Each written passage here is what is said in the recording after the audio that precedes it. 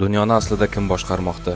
Urushlar, iqtisodiy inqirozlar va hatto pandemiyalar bir stol atrofida to'plangan 12 kishi tomonidan rejalashtiriladimi? Har qadamda uchraydigan o'sha bir ko'z belgisi maxfiy xabarmi yoki shunchaki marketing usulimi? Bugun biz fitna nazariyalarini bir chetga surib, chang bosgan arxivlarga va haqiqiy hujjatlarga murojaat qilamiz. Illuminati papkasini ochamiz. Hikoya hamma o'ylagandek qorong'u yerto'lada emas, balki bir universitet kafedrasida boshlangan. Taqvimlar 1776-yil 1-mayni ko'rsatmoqda edi.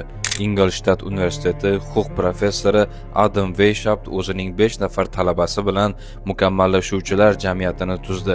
Keyinchalik bu nom o'zgarib, Illuminati deb atala boshlandi. Xo'sh, ularning maqsadi nima edi? Hujjatlarga qaraymiz. Weishauptning xatlarida asosiy maqsad cherkov bosimini yo'qotish, qirollarning tirandligiga chek qo'yish va ma'rifatparvarlik g'oyalarini yoyish ekanligi qayd etilgan. Ya'ni ular aslida o'sha davrning aktivist olimlari bo'lishgan. Biroq bu maxfiy faoliyat uzoq davom etmadi. 1784-1785-yillarda Bavariya hukmdori Karl Theodor barcha maxfiy jamiyatlarni taqiqlovchi farmon chiqardi. Illuminati a'zolari qamoqqa olindi, mol-mulklari musodara qilindi va Weishaupt surgun qilindi. Rasmiy ma'lumotlarga ko'ra, Illuminati 1785-yilda tarix sahnasidan butunlay yo'qoldi. Agar tashkilot tugatilgan bo'lsa, nega hali ham ular haqida gapiramiz? Chunki qo'rquv har doim haqiqatdan ustun keladi. 1797-yilda Fransuz inqilobi shoki hali o'tmasdan ikki muallif paydo bo'ldi: Abbe Barruel va John Robinson. Bu yozuvchilar inqilobni Illuminati rejalashtirgan degan da'vo bilan kitoblar yozishdi.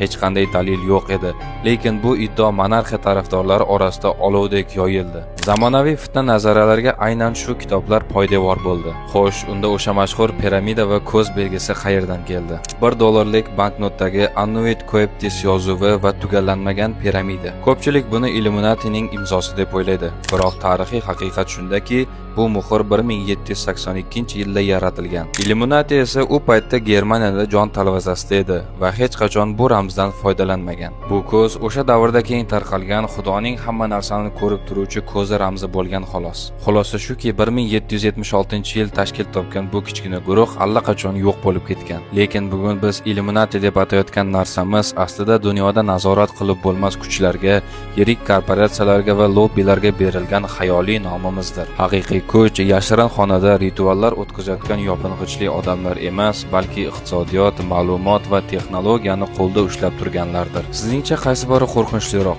Dunyoni maxfiy jamiyat boshqarayotganligimi yoki uni hech kim boshqarmayotganligimi? Fikringizni izohlarda qoldiring. Keyingi videoda ko'rishguncha.